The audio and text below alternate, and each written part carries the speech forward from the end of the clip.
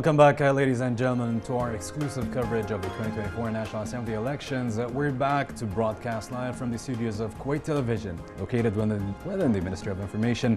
It's here amidst the hustle and bustle of the news and political programs. Throughout the day, our dedicated teams provided comprehensive coverage in both English and Arabic, ensuring that every citizen, regardless of language preference, can stay informed and engaged with this significant moment in our nation's history.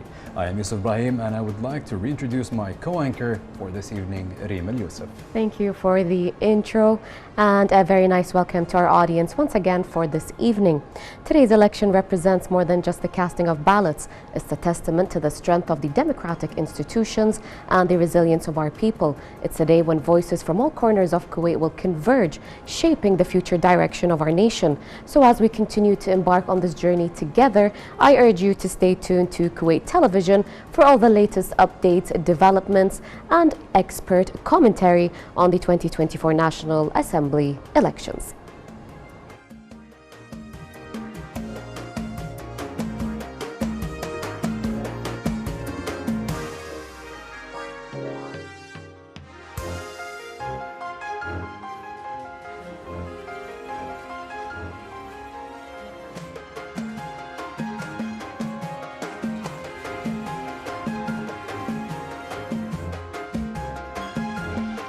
As the State of Kuwait electoral process involves a unique system of electoral districts and regional representations, this report aims to provide an overview of Kuwait's electoral districts and the distribution of regions within these districts.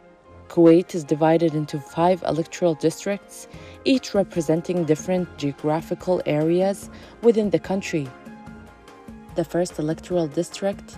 This district encompasses various areas, including the Capital Governorate, Hawalli Governorate, and Mubarak al-Kabir Governorate. The second electoral district. The second district represents the Al-Ahmadi Governorate. The third electoral district. This district includes the Farwaniya Governorate. The fourth electoral district. The fourth district represents the Jahra Governorate. The fifth electoral district. This district encompasses the Hawalli Governorate.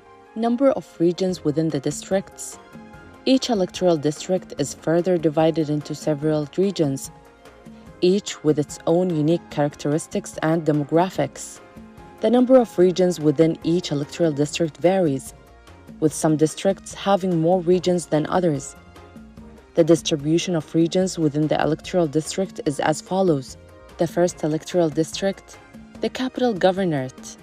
It includes several regions such as Sharq, Murghab, Dasman, and Kuwait City. Hawalli Governorate. Regions within this governorate includes Hawalli, Salmiya, and Mishraf. Mubarak al-Kabir Governorate. This governorate consists of regions like Sabah al-Salim and Mubarak al-Kabir City. The second electoral district, Al-Ahmadi Governorate.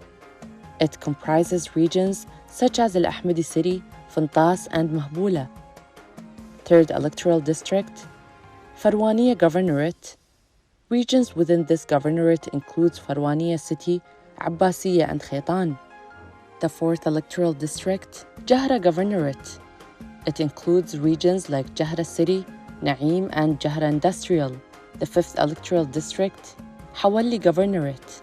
Apart from being part of the first electoral district, it includes regions like Hawalli, Salmiya, and Mishraf. Kuwait's electoral system is structured around 5 electoral districts, each representing different geographical areas within the country.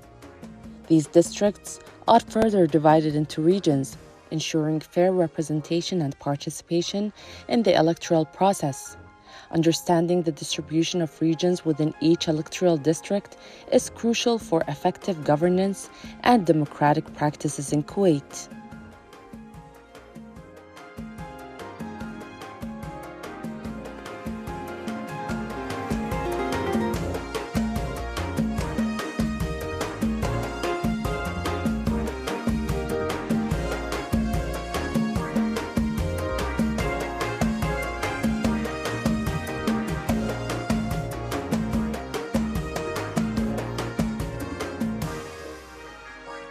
We are back, dear viewers, and thank you once again for tuning with us for the latest updates on the National Assembly elections 2024. We are now joined with our guest, Dr. Mohammed Al-Fahd, Professor of Constitutional Law, who will provide us with a wide array of answers on the current elections here in Kuwait. Dr. Mohammed, thank you for joining us here today on this fantastic day. Thank you so much. Dr. Mohammed, let's jump into the first question, where as a constitution expert, how do you foresee the National Assembly elections for the year of 2024 affecting the branches of government? Actually, I think not only this election for 2024, I think all the election affect the relation between the three branches of the government. As the outcome of the election will be a huge impact on the government, the relationship between the three governments of the state. So as we see, if we have a very powerful members of the parliament on the National Assembly, it's with encourage the government to present a very strong program and enhance the institution of the state. However, on the other hand, if the outcome of the National Assembly members or the National Assembly outcomes is not that good, it will affect the relation between the government, or the government will see the National Assembly is weak. So I think will affect the development of the country. So we usually encourage the citizens of Kuwait to go first to vote, and also to choose the best candidates who can help the state to develop in any areas. Choose their candidates wisely in order for the branches not to be affected, and for the candidates to work with the government in a matter that will affect the public and not just personal interests. Exactly, yeah. Dr. Mohammed, from your perspective, how does the National Assembly elections of 2024 compare to significant elections in the past in terms of voter turnout and political significance? Actually, we can say that the last three elections, like 2024, or starting from 2020 until 2024, we have a huge development, or we can say differences between these elections and the elections 10 years ago. We can say, if we remember, that there was a boycott to the election from the citizens of the Kuwait for 3-4 years. After that, the situation changed, and the people try to find that going to vote is very important, and boycotting the election is not for the beneficial of the state. So they try to go to the election from the 2018, and the number increased. Until now, we have also the systematic and the mindset of the people of Kuwait change from the past to now. I see there is a huge development in the mindset of the people of the citizens of Kuwait. They try to vote to the candidate who have a very clear program and a very clear ideas to help to develop the state. Before that, we can say the relation between the families of the candidates play a very important role in this regard. Statistically speaking, throughout the years, has the female voters numbers increased or decreased? Actually, from 2006, we can see the women have their rights. Yeah, started in Kuwait before that, so it's increased the number of the election of the women. We can say from 2006 to 2010. Because it's the beginning of the women voting and be a candidate, the number was very high. But we can find that in the recent years, the number decrease, sometimes go down, sometimes go up, like it's fluctuated between down and up. So well, it's steady. Steady, yeah. Now, from 2024, I expect, as we see today, that the number is a very good number, yeah. Yes, so than previous years. Exactly. Dr. Mohammed, in your belief, what are the key factors influencing the electoral process for the National Assembly elections for the year of 2024 compared to previous elections? Actually, there is very important thing. Although we have two things. Sometimes people feel like we always go to the election every 6 months, 7 months. So some people feel like we don't need to go like every 6 months. But on the other hand, there is awareness from the citizens of Kuwait that also, even if it's every 2 months or 3 months, we need to go to vote to the... Let's elaborate more on that specific topic and go more where people have that feeling that we are going back after every 6 months or 4 months, but it's for the benefit or for the people and the country as well. The only reason it's being dissolved is to choose the right candidates and for a better future. So the democratic process here in Kuwait, it's very important. Exactly. And the responsibility falls on the citizen himself or herself to choose wisely. Is that correct? Exactly. One of the main thing is the citizens to choose wisely, and also there is a rule for the member of the National Assembly to try to, like, we can always say that if the state of Kuwait need to work like efficiency, the government and the National Assembly should work together. It's not, they are not enemies to each other. They need to work together and try to achieve their goals. So there is a rule for the candidate to choose the best, the voter to choose the best candidate. Also the candidate, if he becomes a member of the National Assembly, he have a huge role in the future to try to, we can say that, try to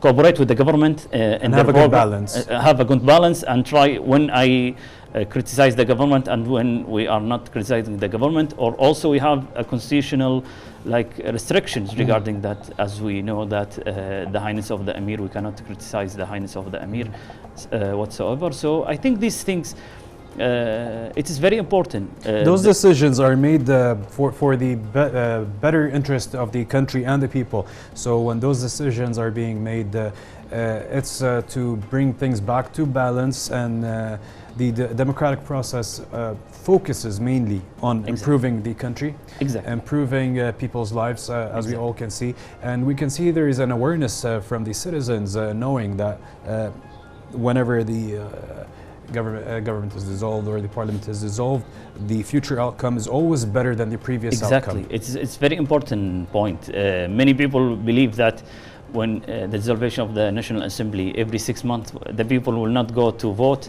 But we find that in each election, the people bring, as you said, a better members of the National Assembly before the previous one. And I believe it's very important thing that the awareness of the citizens of Kuwait is changing to the better, and they try to find the candidate that have a clear program and a clear ideas and have a clear vision to improve the system. Dr. Mohammed, we'll take a quick break to take a look at this following report and get back to more questions. Dear ladies and gentlemen, we'll take a look at this following report.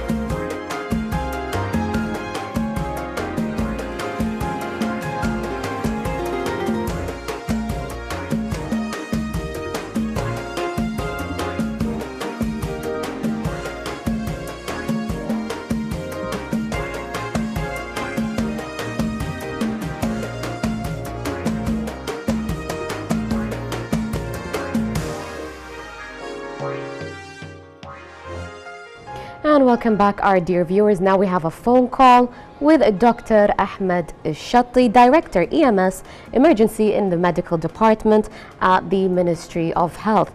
Good evening, Doctor. Can you please tell us about the Ministry of Health's latest preparations and plans during the election process?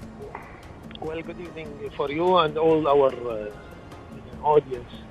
It's a great day for Kuwait, where people are going to vote for the next member of our parliament, which we are very proud of. The role of Ministry of Health is part of a higher commission, where together with other ministry like the Ministry of Interior, Civil Defense, and Ministry of Education, Ministry of Information and Media, all coming together to make a difference and to maintain a good environment for voting, friendly kind of atmosphere.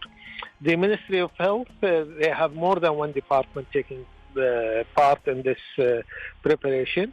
We have the Emergency Medical Department, we have the Food and Nutrition Department, we have the Primary Care Department, we have also the admin part of our employee.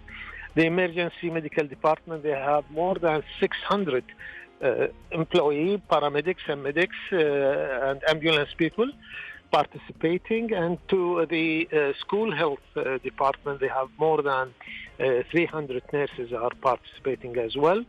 We have field visits from the nutrition department, where they are making sure that the meals that are submitted are up to our standard.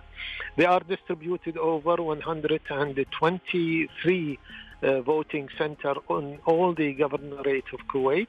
We are working from 12 midday till 12 midnight, and after that the voting will take place. We are very proud of the thing we are doing, and we hope by the end of this third election, within 1 year and a half, we'll have a better outcome, which make partnership for better Kuwait, sustainable development, and more achievement. Doctor, could you outline the ministry's efforts to promote health education at the 2024 National Assembly elections? Well, the health education is what we call prevention. And our outcry or advice was very clear. Those who are having a chronic disease, they should be taking their medicine, prepare themselves. And this is not uncommon, but we are having the election in Ramadan, where the fasting people have to take that into consideration. No wonder that in the morning, people before breaking their breakfast, before breaking their fasting, the elderly were there, and people on accumulated basis, they think that the voters rate will be more than 65% at least, judging on the outcome of and the influx, I would say, of the voters, both for male and female in all the voting center. This is one thing. The other thing that people have to choose the better time for them. It goes without saying that there is a faster track, I would say, for the elderly, for the sick people, and we have helped some people who were bedridden or having or need a wheelchair to make life easier for them to go very fast and vote and come back under the supervision of the helper. Not only the Ministry of Health, but the Red Crescent were there as well. So it's a collective effort trying to make life easier and encourage everybody to go through this experience of voting and putting a fingerprint in making a difference for a better Kuwait, inshallah. Inshallah. Doctor, how does the Ministry of Health and its department collaborate with other entities to enhance the safety of the voters? Well, it's a shared responsibility. As I've told you, we are very much concerned to make health and safety as a priority through having the clinic in every single school where voting is taking place. We have transferred the health school clinic in all these schools to have a combination of the healthcare I would say the school health nurse and 2 paramedics together, waiting and changing from for 3 shifts, for 2 shifts for the branch of all these schools, but at the end of the day, we'll have 4 prime main schools where the voting will take place till the morning, and there we'll have. From the primary care, our colleague, to have family care or GP doctor, together with a nurse that will continue together with our primary care, as well as the emergency medical department. Our shift starts from midday till 7 o'clock, and our readings of the statistic shows that more than 100 people visited our clinic. We have treated most of them indoor or inside the clinics, and only 3 cases were transferred for the general hospital. One of them had a seizure, another one has hypertension and hypoglycemia. And there's, among many others, this is usual pattern of the the symptoms and signs and diseases we are facing, and we were prepared for that to make life easier for everybody who is in the voting centers. Thank you so much for joining us, Dr. Ahmed Shatti. Ladies and gentlemen, now we move on to the next report that's going to be about the Kuwaiti Constitution. Stay tuned. The Kuwaiti Constitution reflects the awareness its drafters had of the country's society and its needs. It was a document ahead of its time and was one that surpassed the originality of others at the time. The first signs of a constitutional movement appeared in the mid-20th century, further advanced by His Highness the late Emir, Sheikh Abdullah Salim al-Mubarak al-Sabah. The constitution issued under Sheikh Abdullah's auspices outlines social and political principles, including individual rights, public freedoms, and the separation of powers. 2 months following independence from Britain, an Emiri decree was issued calling for general elections to elect members of the Constituent Assembly to work on drafting a constitution that enacts modern legislation and monitors the operations of the ministries. This council was considered a transitional regulatory system, yet it opened the doors to public freedoms and consolidated the rules of justice, equality, and judicial independence. The constitution is the tool used to regulate the affairs of government in the state, and it defines the core functions of public authorities, which is the foundation for all legal rules in the state. The Kuwaiti Constitution is based on the intellectual concepts of the people of Kuwait, rulers and the ruled. Therefore, it was keen to have it reflect the country's indoctrinated principles of historical, national, religious, and ideological affiliations. Kuwaiti people have the right to engage in political circles and the opportunity to live in a democratic society that guarantees free elections, which enables them to voice their opinions and choose their representatives. Generations of Kuwaitis understand the importance of the accomplishment of drafting a constitution that serves as a protective shield for all the people of Kuwait. This constitution, like Kuwait's 3 historical walls, defends the country and preserves its legitimacy and independent existence on the world stage. Welcome back, ladies and gentlemen. Now we have a second phone call with Colonel Fahad Al-Uthman, who is the Assistant Director of Elections Affairs Department from the Ministry of Interior. Welcome and good evening, Colonel Fahad. Can you elaborate for us the preparations of the Ministry of Interior and for the National Assembly elections? Yes, good evening. Frankly, the Ministry of Interior were working really hard during the past week to complete all the needed preparations for the general election day. Firstly, we allocated 123 schools to be used as polling stations. Furthermore, we prepared 759 ballot boxes, which are equivalent to the number of committees. And we have provided 168 vehicles for their transportation. And moreover, we have issued approximately 5,000 IDs and forms for the volunteers from the civilian employee of the Ministry of Interior who wish to work in the electoral committee. That's overall our preparation for the election day. Colonel Fahad, what does the ministry provide voters? Excuse me? What does the ministry provide voters at the election? Well, the Ministry of Interior is doing its best to provide all the security services in order to facilitate and simplify the procedures for the election day. Okay, and how do the committees, how does the election committees work? All administrative and security obstacles to the work of the committees, ensure the voters access to the polling sites, organize their entry into the electoral headquarters, and deal immediately with any attempts to influence the conduct of the electoral process. Ladies and gentlemen, that was Colonel Fahad Al-Uthman, Assistant Director of Election Affairs from the Department of the Ministry of Interior. Ladies and gentlemen, now we move on to our next report regarding the Ministry of Interior.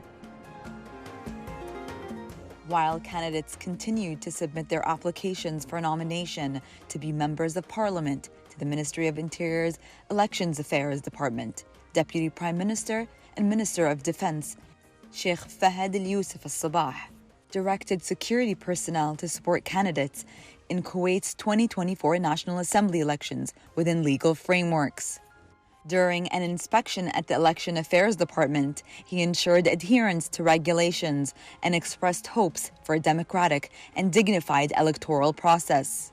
Additionally, Al-Yusuf extended wishes for success to all candidates and appreciated government agencies and Ministry of Interior staff for their efforts in preparing candidate reception centers.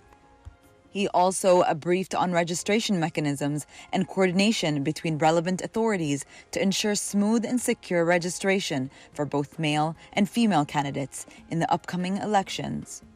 Meanwhile, Lieutenant General Sheikh Salim Al-Nawaf Al-Sabah, the Undersecretary of the Ministry of Interior, inspected the Election Affairs Department in Shueikh residential area on the final day of candidate registration.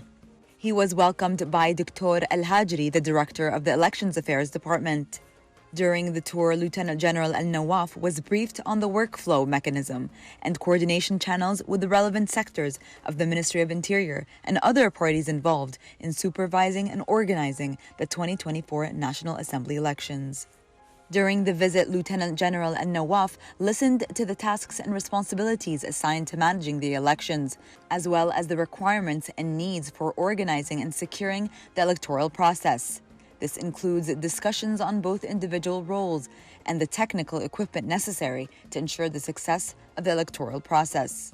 The Election Affairs Department opened nominations for the 2024 National Assembly elections on March 8 until the deadline of working hours on March 13th, with a total of 255 candidates, including 14 women, who are set to participate in the upcoming elections scheduled for April 4th, marking the 18th legislative term.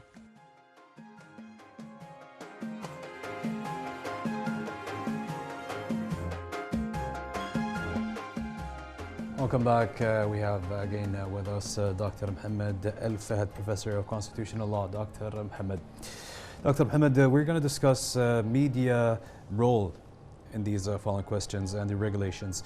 In your belief, how has social media impacted the Kuwaiti elections, and what changes have arisen in the media landscape as a result of that? Actually, I believe the media plays an important role in any election, not in Kuwait, in all the world. So we always say about the integrity of the media, especially if they affected or the biased or unbiased about the one candidate or another candidate. I think the media has a very important role to make like a balance between all the candidates. And if we go back to Kuwait, I think we have still some problems. It's normal problem because we have now social media, because before we have only TV, so it's easy to control the media, but now it is difficult to control all this type of social media. However, the government can make balance between protecting the freedom of press, or we can say which is one of the articles of the Constitution that to make the freedom or protect the freedom of the press. So the freedom of the press, we need to make, or the government need to make balance between giving the media a good space to cover the election. However, on the other hand, it should be, like we can say, rules and ethics about the media that need to follow. For example, when we say about the public opinions polls, we always have criticism about the normal public opinion polls that we see every day, about that they make one candidate the first and the other candidate the last. So when we go through these polls, we can say that there is no clear criteria for these polls, or it is not being censored by the government, or we can say that the system of the polls is not professional. Those are falsifying the results. Exactly. But those social media accounts, are they regulated or are they not regulated? It is regulated. Okay. And the problem is, I think the government should have a huge restriction about these polls. Sometimes I can say that the general, the law of the election commission, which is postponed to 10th of October, this law I think is very good law, and it's bit which mandates mandate about the media coverage. freedom of press Freedom of press on also, social media and on the social media. So all these accounts, if they need to make public opinion polls, they need to take permission from the general election committee, and one of the member of the committee will come to their media place and try to see how they work and how they collect the votes, and to make it more clear and more like to not affect the integrity. Not biased. Just exactly. Be clear and one side exactly, than the other. and make it more professional. And if one of the companies not following the rules, that should ban from going, because this could have a huge impact on the voting of the psychologically exactly about the people. They believe that this person is have like a very strong like what can I say outcome of the, chosen by the people. Exactly. So why not go and choose him instead of choosing someone else? After that they shock that this person is outside of the race. And one funny example, that one of the polls I see that not this election, the last election, they put in the public opinion polls. After that, he lose the. He wasn't. Yeah, so I think elections. this is a huge. So social media plays a huge role. Not also the polls. Oh, yes, exactly. Also another thing, when we cover the. As we have the freedom of press, but we don't need to like assault the people or make a false statement about the people or gossips or all these of things. Those things are, but those things are being regulated by the government. And the government is seeking the justice for anyone who has had any negative outcome on their behalf from a different entity, let's say. But going back to social media, within the past 10 years, did social media increase or decrease, let's say, the number of people rushing to vote than previous media, let's say, where people were just sitting in front of TVs or reading press from newspapers only and listening to it on the radio? To be honest, I think the media or the social media plays a very important role to increase the number of votes in the, as we see in all the, like Instagram or Twitter, we see the interviews about regarding the members or the candidate, so the people can listen about the ideas of the people, and there is a mainstream thinking that the people should listen to the ideas of the candidate before they vote for him in the National Assembly. Dr. Mohammed, what risks does the social media pose to electoral integrity in Kuwait, and how can they be addressed within constitutional bounds, let's say? Once again, we spoke about negative publicity, but again, they say any publicity is good publicity, whether it's negative or positive.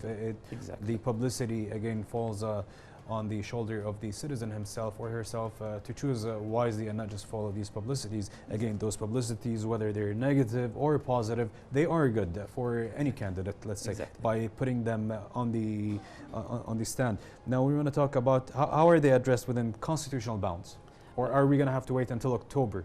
No, actually, the constitutional put a very like guidelines for the laws after that, that the freedom of press should be protected.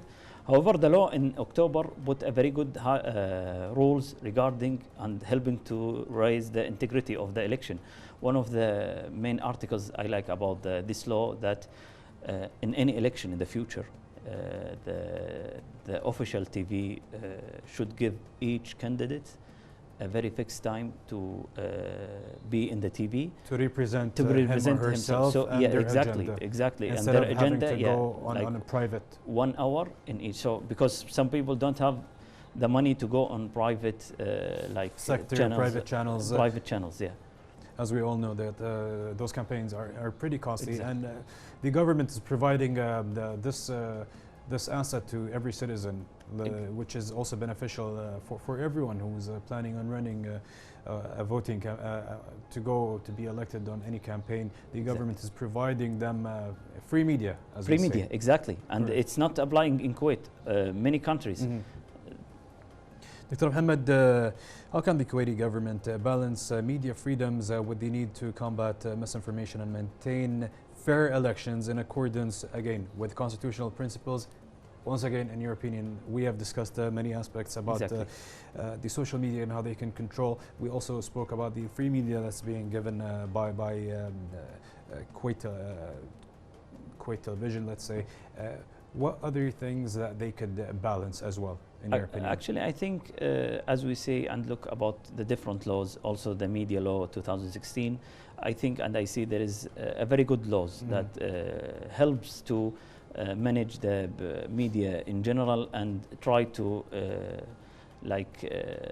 help to make the election more or the picture of the election a very nice picture of the election. And also, I always insist about the next law, like in the October. I'm very encouraged about this law, and because I think this law will transfer the election process in Kuwait Through social media? In many aspects. One of them is the social media, and it will help to control all the media in fair way for all the candidates in the state.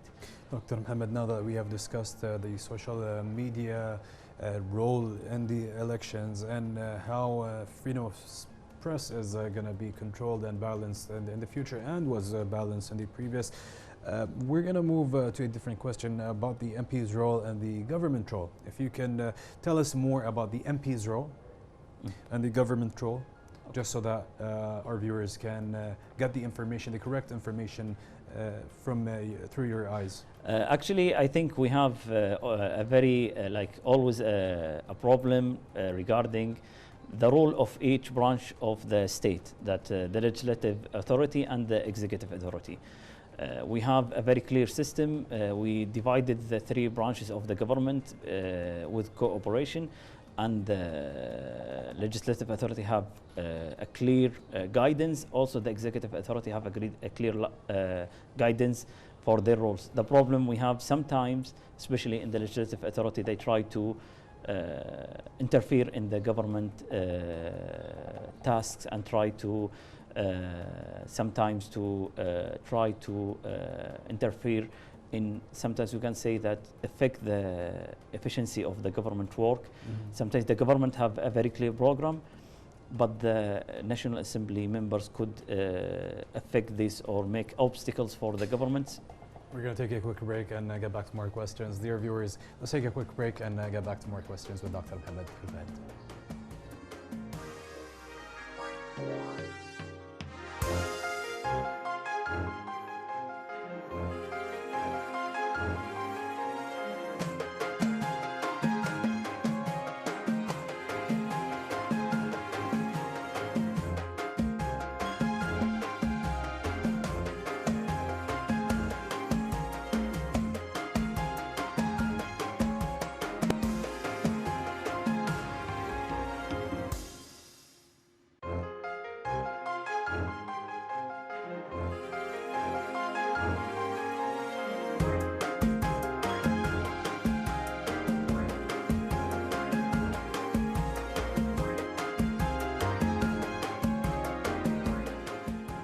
Welcome back, our dear viewers. We have another phone call from the Fire Force.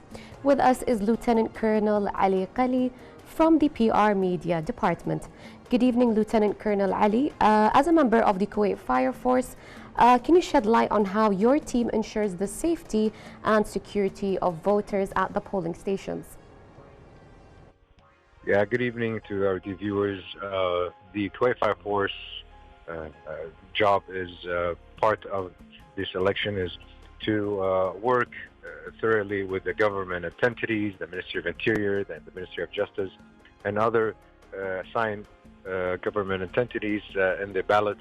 And part of our job was to check the school and system, the prevention systems, to make sure that all of the ballot schools are safe in terms of the prevention systems.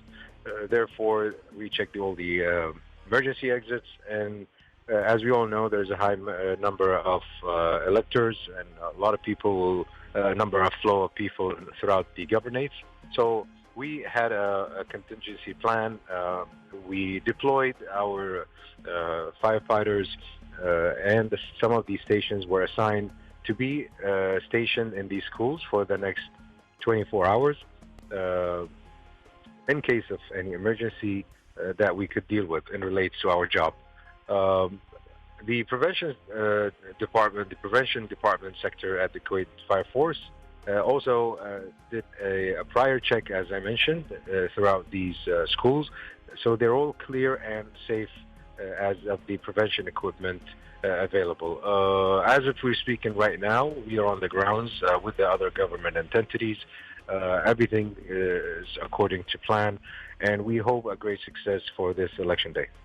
Lieutenant Colonel, have you ever faced any challenges in past elections, and what steps did you take? As of any kind of difficulties, there were no difficulties in terms of our job. Everything was according to plan. This preventative security plans that we always do always help us to monitor the schools and the number of people. One of the issues that we always want to take in consideration is maybe heavy traffics next to these schools, and some of them may result in certain type of car accidents. Other than that, everything's according to plan. As I mentioned, all of these schools are based and according to the Kuwait Fire Force codes. So everything, in case of an emergency, we are there standby and to help the government entities for the success of the election. Lieutenant Colonel Ali, how does the Kuwait Fire Force collaborate with other government entities to ensure the effective coordination and support during the National Assembly elections?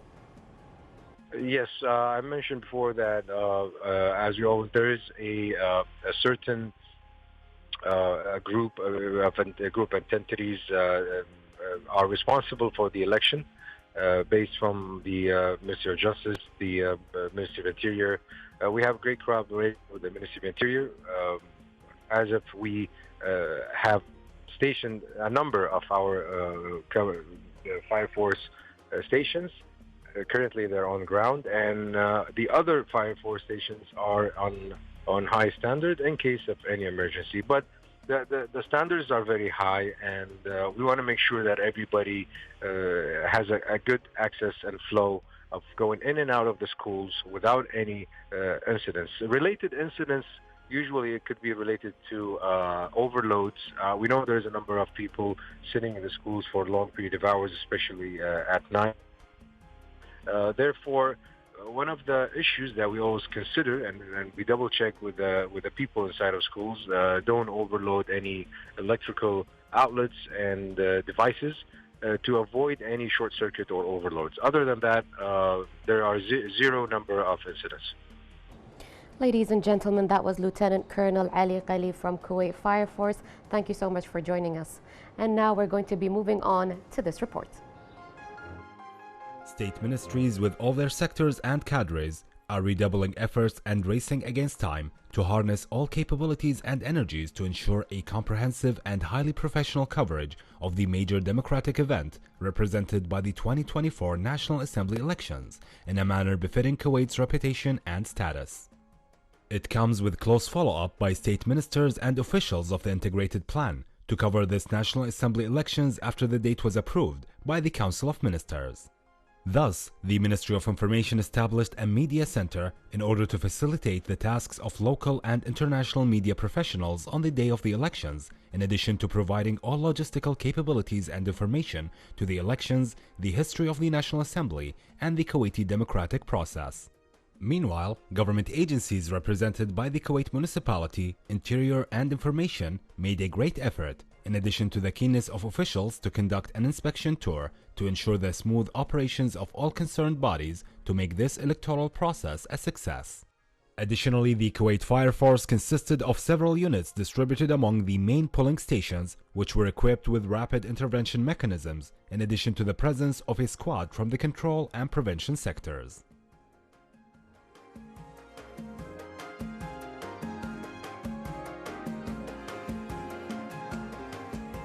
Welcome back. We're going to get back to more questions with Dr. Mohammed Al Fahad, Professor of Constitution Law. Dr. Mohammed. Dr. Mohammed, we're going to go back all the way to 1962. And how has the Kuwaiti Constitution evolved since then? And what amendments have influenced the 2024 National Assembly elections?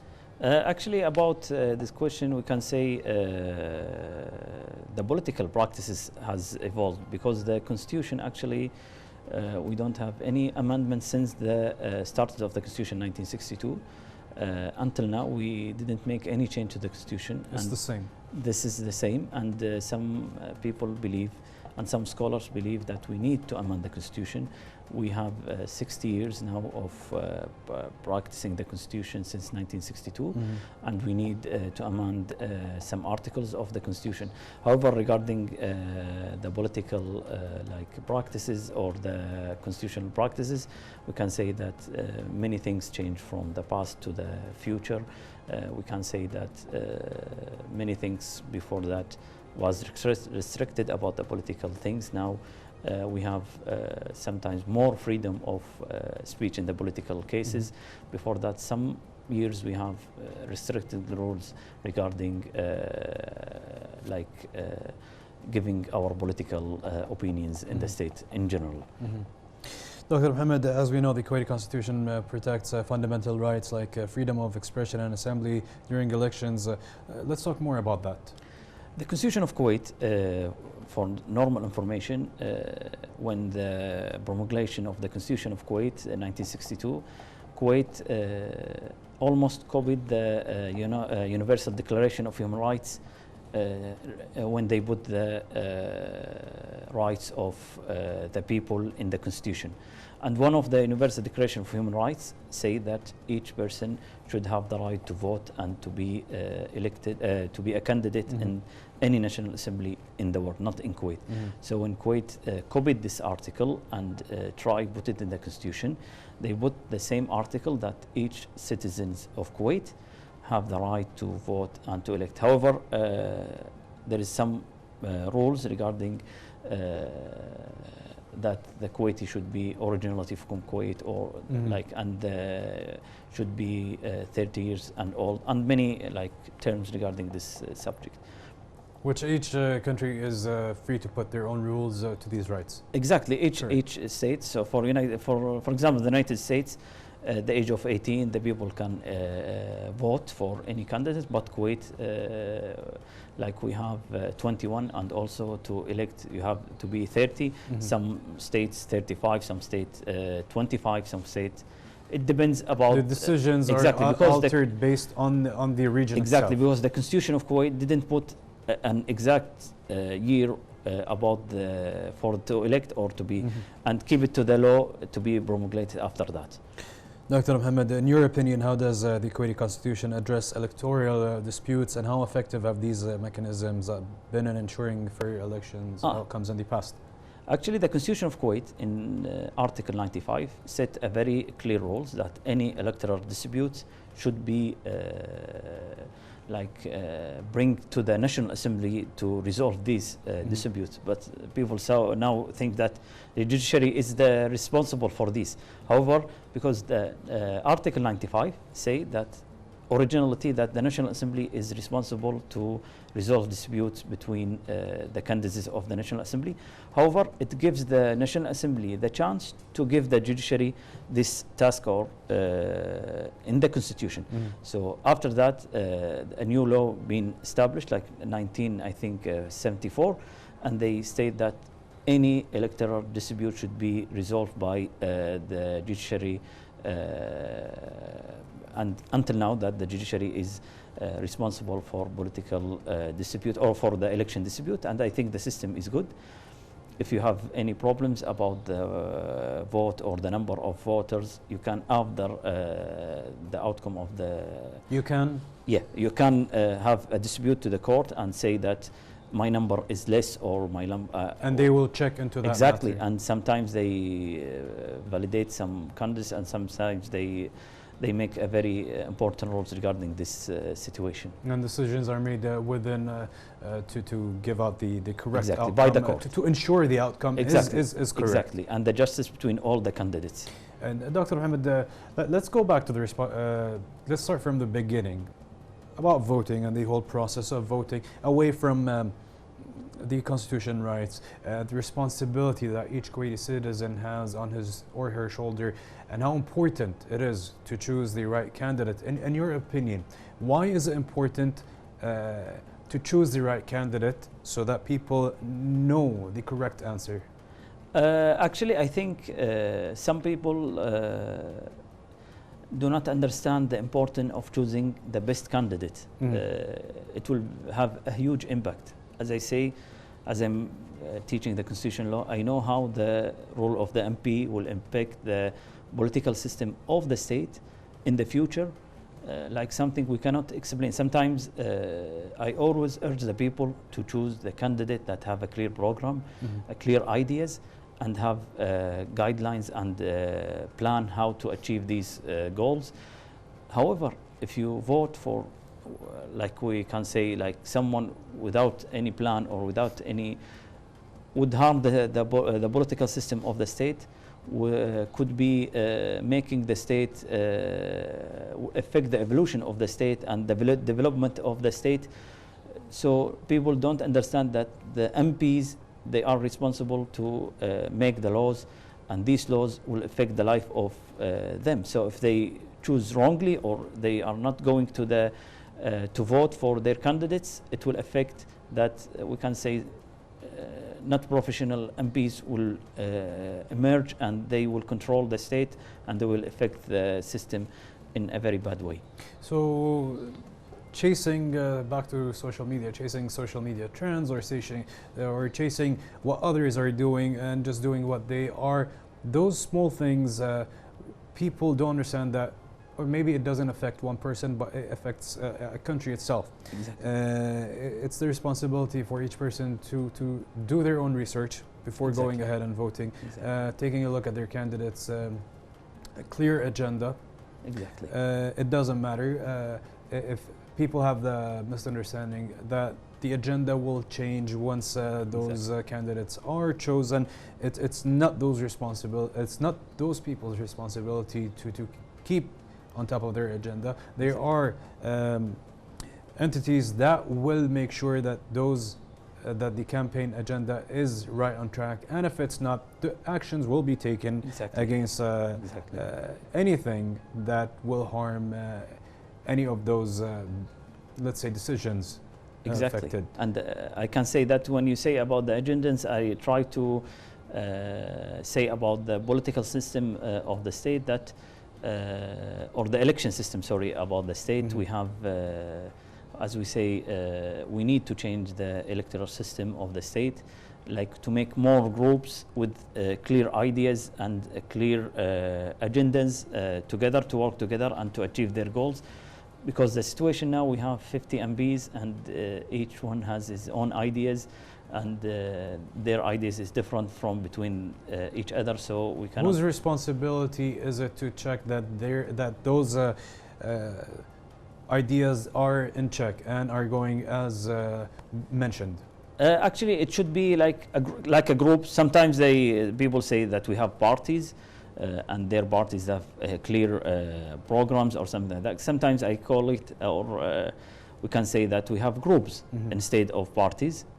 We can have political groups as we have now, and these groups have, like for example, 5 or 10 together, and they are have a clear program and a clear plan, and they try to achieve. Dr. Mohammed, let's take a quick look at the following report, and we'll get back with more questions. Dear ladies and gentlemen, we'll take a quick break and take a look at this report and get back with more questions with Dr. Mohammed.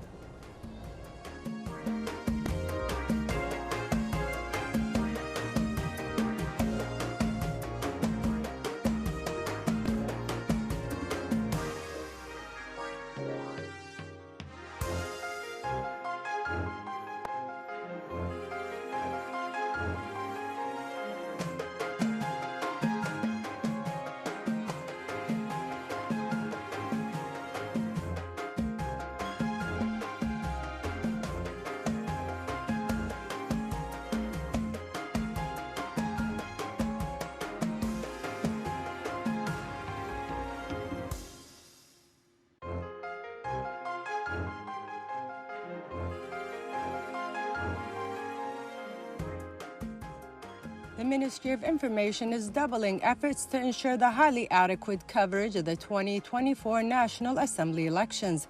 The electoral process needs a network of correspondents in the polling stations in the 5 districts to transmit their activities through their traditional and electronic platforms, in addition to harnessing logistical capabilities to facilitate the tasks of local and international media.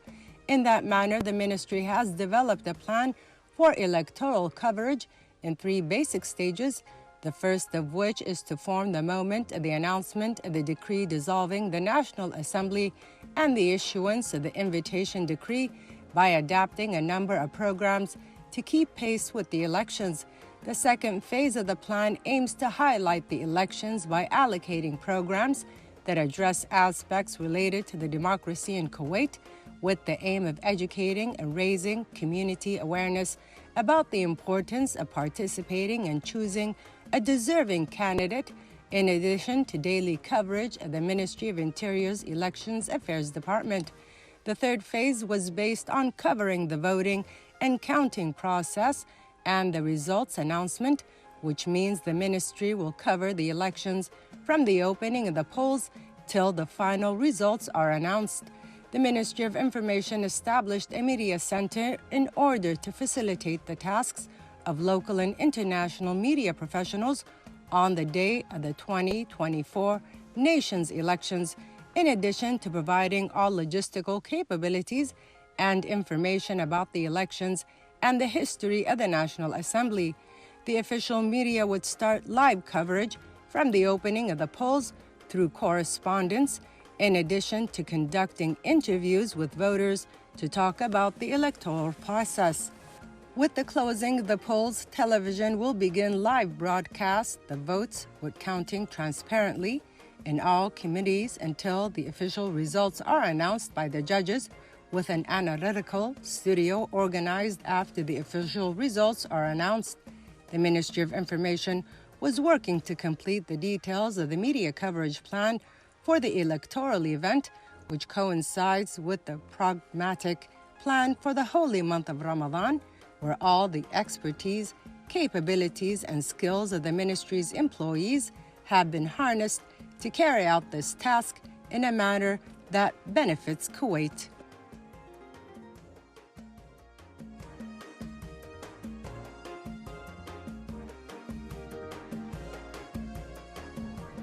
Welcome back, dear viewers. We're going to get back to more questions with Dr. Mohammed Al-Fahmy. Dr. Mohammed, before we get into more details, I want to know what sparked you to get into that field.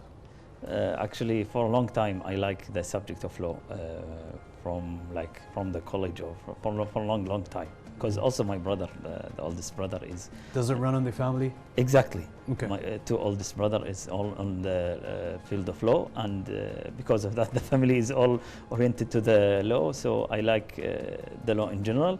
But when I went to the university in the law school, School of Law, I like exactly the constitutional law. So law was in your blood before going into law school. Once you entered law school, what happened there that made you fall in love with law in general? Exactly. After I went to the School of Law, I like exactly the constitutional law. I think because one part of me is like the political system or the political science.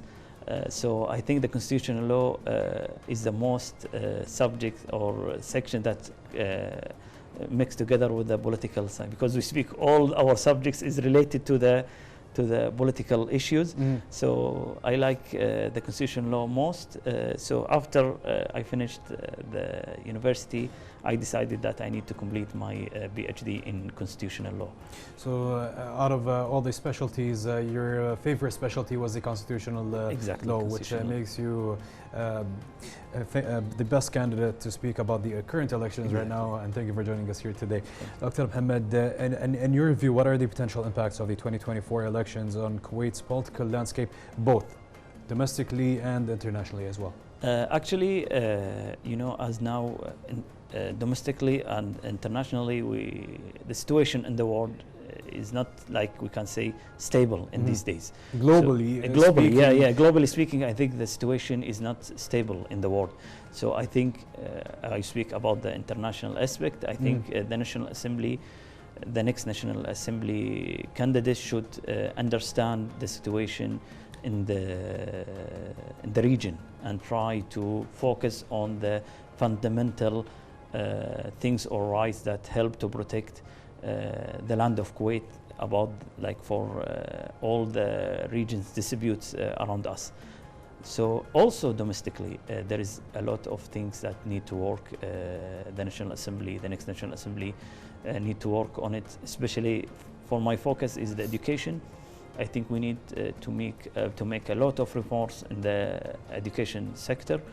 We need to improve the education sector. We need to improve the schools in the state. We need to change the education system to make it more professional and to enhance the student level of understanding in general. So we basically, the new reforms should focus on the infrastructure of Kuwait, Exactly. which are the education and health as well. Exactly. Those two are the main, because in better education we are raising a better future. And on the global matter of economy, as we know, oil prices are being affected, food supply is being affected, many things are being affected. But thank God, alhamdulillah, here in Kuwait, thanks to the wise leadership we are still maintaining balance here in Kuwait. Exactly. People need to understand, to listen more carefully.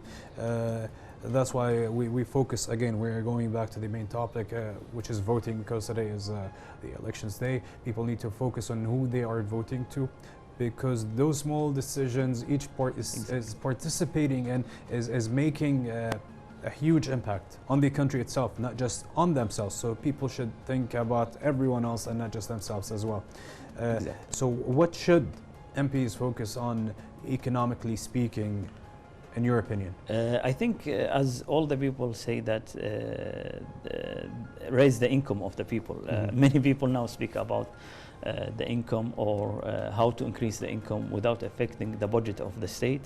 I think one of the main tasks for the new National Assembly is to understand or to make a clear plan how to improve the economic sector in the state, especially to increase, as we said, the income.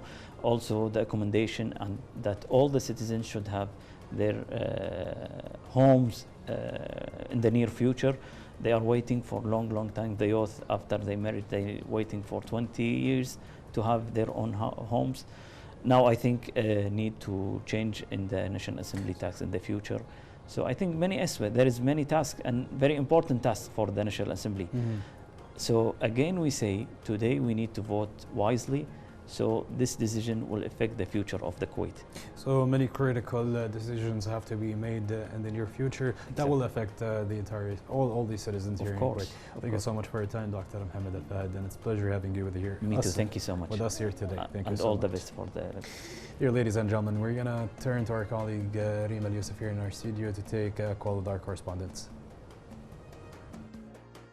Hi viewers, we have 5 correspondents at 5 constituencies, and now we have on the phone Hadil Fahad, who is at the first constituency. Good evening, Hadil. Can you please give me the latest update with you? Yes, Reem, of course. So the voter turnout in our constituency has been significant. Many citizens have participated in the voting process, demonstrating their commitment to civic engagement and democratic participation. So as the day progresses, we continue to see a steady flow of voters casting their ballot, especially after Iftar, with the polling stations open until midnight. We anticipate continued participation from the electorate until the close of voting after half hour. Thank you so much, Hadil. Ladies and gentlemen, now we move on to Abdulrahman Al-Mhanna. Good evening, Abdulrahman. Can you please give us the latest updates? Good evening, Reem, and good evening to our viewers in the state of Kuwait and at KTV2. Of course, I'm now stationed at Nasser Al-Saeed School in the 3rd constituency, reporting live to you as we're currently seeing that every Kuwaiti citizen enjoying the democratic process that is actually a privilege to have as Kuwaitis, and all eligible voters are actually taking the chance and coming and casting their votes. And I have evidence for that, as if we look at the latest numbers I have, that I have asked some consultants inside, more than 50% showed up at the current school of Nasser al-Saeed that I have, which is the high school for boys. And also some officials stated that the whole of third constituencies had about 75,755 voters that casted their votes, and maybe they're even more than that now. And what is left is about 65,000 left, and we still have a few minutes to go, 10, 20, 30 minutes to go, so there is still time for people to decide on who to be the representative of the state of Kuwait on all constituencies and to shape the future of Kuwait. Now, if you spare me some of your time to tell you about the beautiful role of ministries. If you go outside the schools, you'd see the Ministry of Interior organizing the crowds and helping people with everything they need. And if you go inside the schools, you'll see the Ministry of Health is being on call and having the finest clinical trials and everything, and honestly everything is at its finest. And also, not to forget to mention, the KRS, the Kuwait Red Crescent Society, is here with their volunteers helping the elderly people. I've seen it in my eyes. They're actually treating people with utmost respect, helping people, elderly people who cannot walk, and helping people with disabilities. So it's a beautiful democratic and electoral process that I've seen for the 2024 National Assembly election. And also, before I let you go, Reem, it's also great to appreciate the process of digitization that Kuwait has been taking the past years. Because if we look at previous elections, we're going to notice that Kuwait had way less digitized world. We were living in a less digitized world. In the past, if we had more elections, people would have issues, getting their registration electoral number. They'd have to go through a lot of people. But as of now, because we're more digitized, we have the Sahel application. We can just go to the Sahel application, to the Ministry of Interior, to the Nation 2024, and can get our electoral number, and then we can see the electoral number for, to actually cast our vote. So I think I deliver my thanks to all ministries and to all the people who casted their vote. Thank you so much, Abdulrahman Lemhanna, for your report. Ladies and gentlemen, now we move on to Abdullah Al-Ajmi, who's at the 4th constituency. Good evening, Abdullah. Can you please give us the latest update?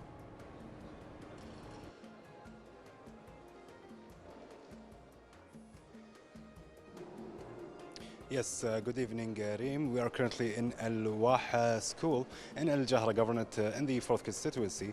The voting process is proceeding smoothly as of this moment, with the help of the Ministry of Interior and its personnel, and the Ministry of Health is also here to organize. The Ministry of Interior is organizing the flow of voters, while the Ministry of Health is making sure that everyone is okay. They have clinics inside the school, and there is ambulances outside the schools, and also the volunteers here at the schools. They're taking care of the voters who have special conditions, maybe a disability or any other circumstances. Also, the turnout, regarding the turnout, it peaked after, according to the committee who informed me, it peaked after Futur, when people are energized and ready to cast their votes. And also in the 4th constituency, where we are right now, there is 48 candidates competing for 220,000 votes. Rather 220,932 votes in the 4th constituency. I would like to urge anybody who still didn't vote, as we are approaching the last hours of voting, as the voting period will end in approximately 1 hour. I would like to urge anybody who still didn't cast their vote to head to the nearest polling station and cast their vote, as it will make a difference in this year's elections. Back to you. Abdullah Al-Ajmi, thank you for your report. Ladies and gentlemen, now we move to Bashar Mohammed, who is at the 5th constituency. Good evening, Bashar. Can you please give us the latest updates? Good evening, Reem. I'm at Ibn Zuhair Andalisi Middle School for Boys in Adan. in the 5th constituency. As I said earlier, it has the most registered voters at 270,000. And I recently just got a percentage. I don't have an exact figure, but we have reached over 50% of the voters have turned up to vote in this constituency. And I like my colleague Abdurrahman Al-Mahanna said, we have the KRS and the Ministry of Interior are working very well together to help voters come through in the final half hour of voting. And it seems to have been a good turnout, and most of the voting came after Futur. And the KRS, the Ministry of Health, has medical points in all the schools that I visited today, and it's been a good turnout all in all. And citizens exercised their democratic right by voting and choosing the best candidate to attend the National Assembly. Bashar Mohammed, thank you for your report. And ladies and gentlemen, now we move to my colleague, Yusuf.